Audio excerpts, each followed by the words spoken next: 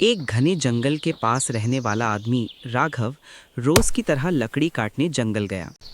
काम करते करते उसे समय का ध्यान ही नहीं रहा और शाम हो गई। जब वो घर लौटने लगा तो उसे महसूस हुआ कि वो रास्ता भटक गया है। चारों तरफ सन्नाटा था। हवा तेज चल रही थी। पेड़ों की टहनियां हिल रही थीं। जंगल अब डरावना लगने लगा। तभी झाड़ियों के पीछे से दो चमकती आंखें दिखाई दीं। राघव का दिल जोर से धड़कने लगा। वो एक शेर था। शेर धीरे धीरे उसकी ओर बढ़ रहा था।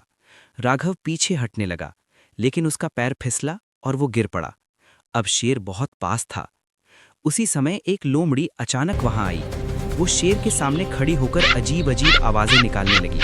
फिर वो तेजी से जंगल के दूसरी ओर भागी और ऐसे चिल्लाने लगी जैसे वहां बहुत सारे जानवर हों। शेर रुक गया। उसने सोचा, शायद वहां और बड़े जानवर हैं, खतरा हो सकता है।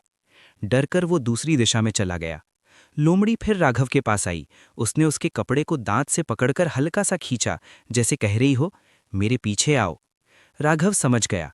वो धीरे धीरे लोमड़ी के पीछे चलने लगा। कुछ देर बाद वे जंगल के किनारे पहुंच गए। राघव की जान बच गई थी। उसने मुड़कर लोमड़ी की ओर देखा। उसकी आंखों में आंसू थे।